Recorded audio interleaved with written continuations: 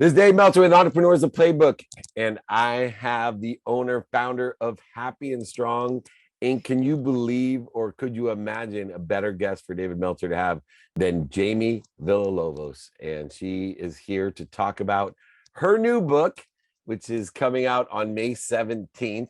And we are so excited about it. Ironically called Happy and Strong. Congratulations, Jaime, and welcome to the Playbook. Thank you. I appreciate it. I'm so excited to spend time with you today.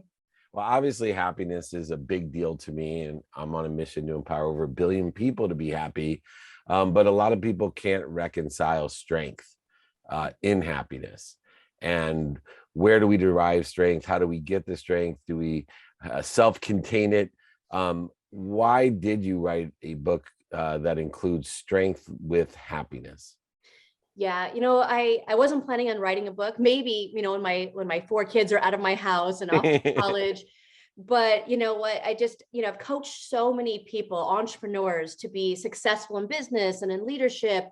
And what I found myself most passionate about was, yeah, I'm making money, Jaime, but now I'm fighting with my wife, or now I don't have enough time with my kids. And they were just not being, they weren't fulfilled and they weren't happy.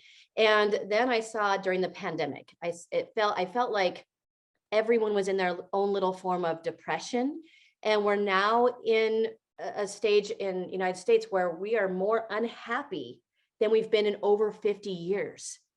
And things are on the rise, like, antidepressant use, alcoholism, domestic violence, all of these things. And so many people are wanting change. People are leaving their jobs, looking to start something new, and they're looking for a better quality of life. And so it's something just kept, impressing on my heart and my mind that now is the time to get this book out there and teach people how to, go after their biggest, wildest dreams and have success in business, but also be happy, have fulfillment, have joy, but have, balance, be able to put their faith and their family first. And so for me, being successful, I guess, is, to me, it's happy and strong.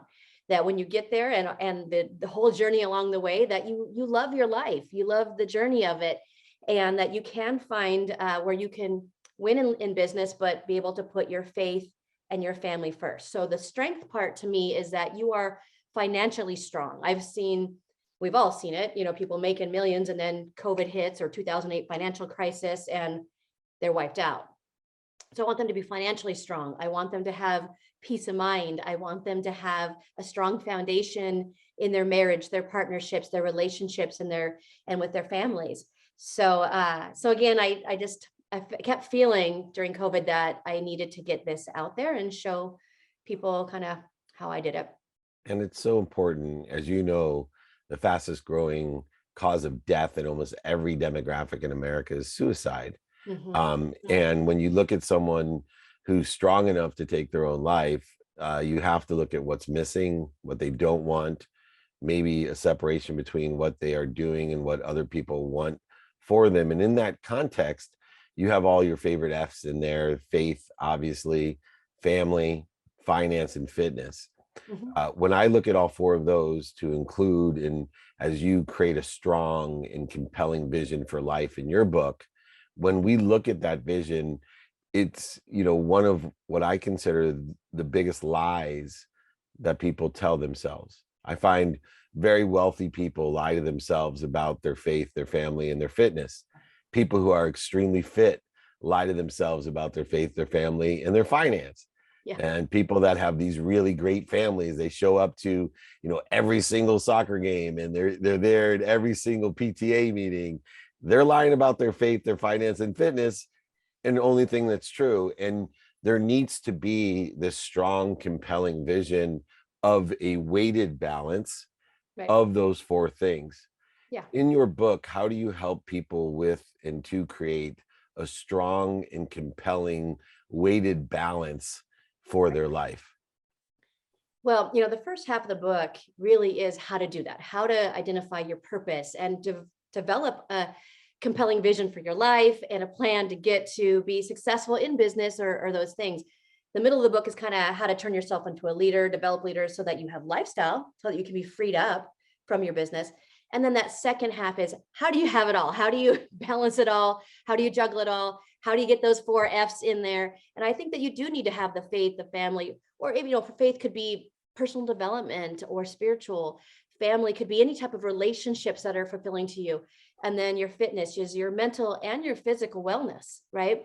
And then finance, of course, your savings and your business goals. And if you have those 4 F's, then it leads to the ultimate F, which is fulfillment, that you love your life, that you feel like you're making an impact, you're contributing, and that you are enjoying, everything about what you're doing. So again, I see so many people making millions of dollars, but then, in the end, they're unhappy. They're still looking for something new to make them happy. They're still searching, or they end up divorced, or their kids don't like them, or they don't want to talk to them, or they've ruined their health.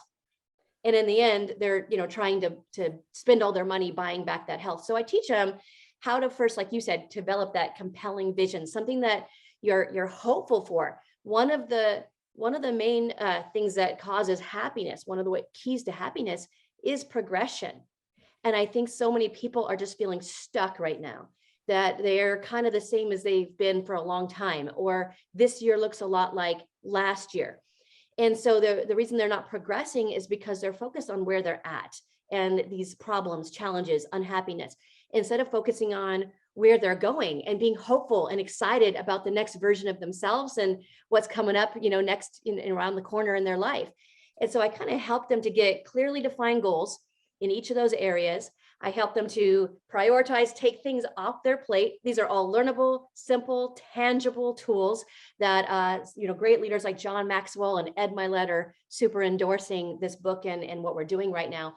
But, and I also teach them how to set boundaries. So many of us have all these time suckers in our life, and we don't know how to say no and set boundaries so that we can protect our self-care and our priorities, and then how to balance it all. And so a lot of scheduling, a lot of just practical, simple tools that will help you to not be in the chaos all the time, just overcome that overwhelm, the anxiety and the stress, and just kind of simplify to multiply all the great things in your life. And when we do that, what's interesting too is you utilize transforming yourself, not only transforming your faith, whatever that may be, spiritual, religious, theoretical, philosophical, not only transforming the family and the finance and fitness, but transforming yourself into what I found really fascinating, an effective leader.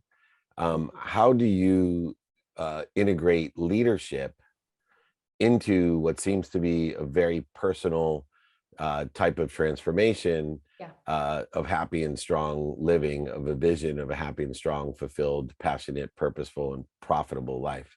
Yeah, I think that leadership is just such a big part of me, what I stand for. I've been an entrepreneur for 23 years and in helping other people start businesses and be successful, get to the next level. But in all my businesses, really my philosophy in coaching and leading people is to build them up to become a better version of themselves, but also equip them with leadership skills. Dave, I love your vision of helping people be happier. And I have a common vision in my life, but I just believe if you can equip people with leadership skills and then help them to understand how to attract wealth and be good stewards of wealth. If you have money and you have leadership skills, you can change the world.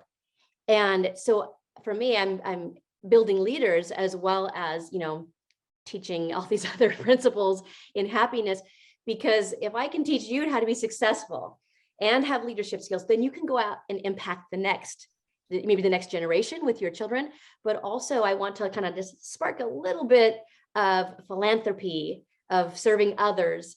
And so if maybe one person that I train that's successful has a passion to maybe help in sex trafficking, or another person maybe wants to help kids with autism, another one wants to build orphanages in Uganda, it doesn't matter to me. That way we can fulfill that vision of helping, 1 billion people become more successful, more happy, you know what I mean, in a faster way. It ripples out. So leadership is just kind of an extension of really what I stand for. I think most people have a job and everything kind of revolves around that. When you can see your kids and how much you make and when you take vacations. But I believe the family, is the core unit. And your business really should just be an extension of who you are and what you stand for. And again, leadership development, I think, is such a big part of that, because it's not just that you're a good person and you're successful in making money, but you can impact at least your family for generations, and then out to your communities and beyond. And as a leader, obviously, one of the core traits of being a leader is to be an intelligent follower, which Mhm. subscribes to all the great philosophies that you have in the book. And in that, though, we talked about being stuck, and especially with the pandemic, Yeah. people see the same things. And if they don't change the way they see things, the things they see will never change. And you talk about in your book some traps that cause people to get stuck, to live in these plateaus. I call it living like a tube. They live each day, food in, food out, food in, food out. That's their existence. They roll a boulder to the top of the hill just to have it, start at the bottom of the hill the very next day. Yeah. But yet you give actual advice and great solutions about some of those traps that cause us to live our lives like tubes. Yeah. I just think so many of us, again, we get stuck, and sometimes it's being stuck in our own fears or our own comfort zones. Our social circles are kind of holding us back, our associations. But others, they're going for it, and they've passed those comfort zones, but now they've hit a new comfort zone at 250,000 or at 500,000 or at these certain things. And again, we start to focus on where we're at. And if we focus on where we're at, that's typically where we'll stay. And so I try to teach people, like, when you've reached one goal, I hope that your vision is stretched, that you're on to another. And so some people will say, well, I'll be finished when I reach this income, or I'll be finished when get hit this, or I'll be happy when I get married, or I'll be happy when I have kids, or I'll be happy when I make this amount of money. And so happiness is not when you get here, to a certain spot. It's not a finish line. It's something that you have to create. And for me, I don't want a finish line. When you hit the finish line, that means you're finished. I don't want to be finished. And I just don't believe there's such thing as a plateau. It's you're either growing or you're dying. And so when you hit this certain plateau, it's usually I'll hear people say things like, well, I've been working pretty hard for a long time. I deserve a break. Or they'll say things like, well, maybe this is good enough. Maybe I don't need any more. And they're rationalizing and giving up their dream to settle for where they're at. And they plateau here, which ultimately is going backwards, because when you hit the finish line, you stop growing. So I challenge people to, one, figure out some goals that are bigger and outside of yourself, focusing on others. I have a business plan now that goes 100 years past when I pass away. And, I have a trust that I'm putting in place right now that if any of my posterity, great, great, great grandkids want to do any type of philanthropy or charity or mission work, then it's going to pay for it. And it's all legacy type goals, but it's bigger than me. It's focusing on others, and it challenges me to continue to do personal growth. And when you're growing and you're progressing, again, it adds more fulfillment to your life. But if you're stuck, again, it's because it could be things that were outside your control. It could be you've hit a comfort zone. It could be you're feeling a little burnt out. And there's lots of things in the book that will help you with that, so that you don't burn out. I don't burn out anymore. I know exactly about my particular self-care and how to win in business and dominate, but also make sure I have the balance and the self-care in place. But other times it's outside of our control. It's these major adversities that happen in our life, and there's no one that's immune to that. There's no one that, pandemic affected all of us. But there's also, there's going to be things like death in the family, or a child that's going through something hard. If you look at all these wonderful champions that you see on social media that you think are so great, you don't think that they had adversity? You don't think that they probably had death in their family, or the pandemic didn't affect them in any way? Of course it did. The champions had all the adversity too. They just did it anyway. So when you're going through it, the adversity, it's like, I believe there's two of us. There's the guy or gal that is, and the one that could be it, or that's meant to be. And to get there, it's definitely not a straight line. It's up and down, and adversity after adversity. But all of these things, these tough things, are for our good. They're to help us grow the way we need to grow. I mean, we can do great podcasts like this one, like the playbook, and read all the great books like Happy and Strong. but still we have to light our own fire with our own motivation, with that clear, concise vision and the goals that we're chasing. And we have to learn to climb from peak to peak through those valleys and learn from those mistakes and learn from those adversities. And I have kind of, in the book, I'll try to teach you how to take the adversity, almost like the Black Panther. My kids love Marvel, but the Black Panther, right? Who doesn't, right? His suit, he would get hit and it would absorb all of that impact, and then boom, it would make him stronger. And that's what we can do with this adversity. Oprah Winfrey said, when you can say that you're grateful for the adversity, then you've reached a personal growth level that, will help you become that second version of you. So yeah, if you're feeling stuck, even if you're at your lowest of your low, one thing is, like, you can look at myself making multiple seven figures. I grew up in a trailer in Montana on welfare, on WIC, on food stamps, with no one in my family ever being successful and zero support. And I know, and I'm doing it, and I'm doing it with 4 kids. And I know if I can do it, I have zero, talents or abilities that, that anybody else, can have. But I've learned these little things from incredible mentors and tons of mistakes. And I just felt so compelled again right now to share it with others.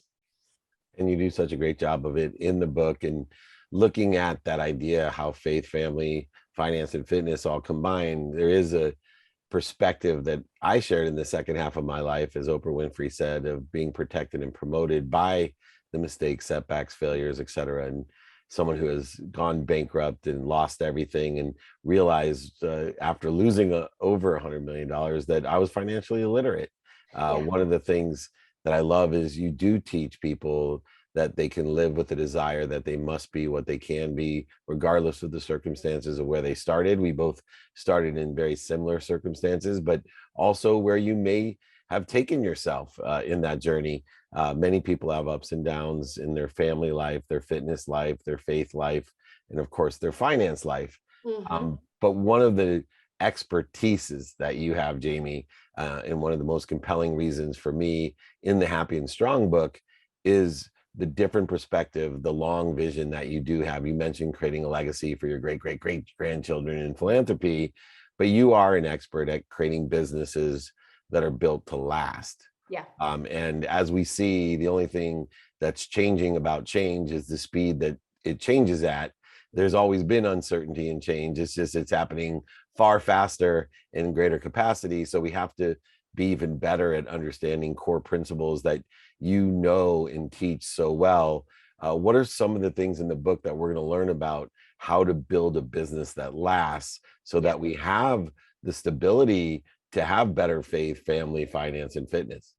Yeah, I think, in the beginning, if you're a new entrepreneur, you got to kind of learn to stay in your lane. I think so many people get these messages from all over the place, like, we're going to be serial entrepreneurs. Well, that's later on. That's once you've made it. You need to stick in your lane in the beginning and master something, like become successful at something. And then, if obviously anything worthwhile that's built to last is going to take hard work in the beginning and getting this thing off the ground and getting solid roots.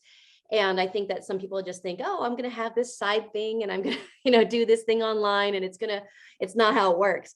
Now, I believe that success demands you pay a price. And for me, I'd love to pay that price upfront and in full. I don't like the long, grind it out. I don't mind working hard, but I don't want to work hard forever. You know what I mean? And so I teach people how to build a business, get this thing off the ground, again, develop leadership skills, develop systems in place so that this thing will run itself. And so my business, one of my first businesses, is a multiple 7-figure, income business to me. And I built that business my first 18 months. I laid those tracks and put those systems in place, and it just continues to grow. And during the pandemic, it had 60% growth. It didn't shrink, it didn't fall back. And so that's one thing. The other thing is that you have to worry from every day, from the very beginning, that you're building your reputation that's built to last. All of our businesses, it's just constant referrals coming in because we've treated people right. And in the book, I go through just little things that will help you to develop this lasting relationship type business where, you're not worried about where the next client's going to come from. That you have too many clients has kind of been, my challenge for a while. And that's because of how we've treated people. And we weed out anybody that's you could be the biggest producer on the planet, but if you're a jerk, you don't treat people right, or you're unethical, you just don't belong in my company. You know what I mean? I just know that it does, not just me, but anyone in my organizations is a reflection of our company. And so we want to do things right 100% of the time. It's always, client first, team second, self, meaning your income last. And when you do that, you can build relationships of trust with your clients, with your employees, with your teammates, and it becomes just, a family almost. So that's another way. And then just, again, when it's built to last, that means that you're thinking long-term in every decision that you're making. That, I tell a story in the book of a guy that sitting on a beach in Fiji and living his best life, and all of a sudden the phone rings and it's his attorney. And it's gone because of something he did 20 years prior. Yeah. That he didn't think was that big of a deal. And at the time it made sense financially. But again, if you help other people get what they want, if you help other people get ahead financially, eventually you're going to get everything that you want. So it's kind of like a team over me, others before your money, and long-term, you will have a business that, again, it's pandemic proof, it's, market proof, economic, the economy. And then again, that you're having a business that's paying you, that you're not having to be in all the time, that you can be traveling the world, that you can be enjoying your life, and you're just coming in to maybe put a little supercharger on it once in a while.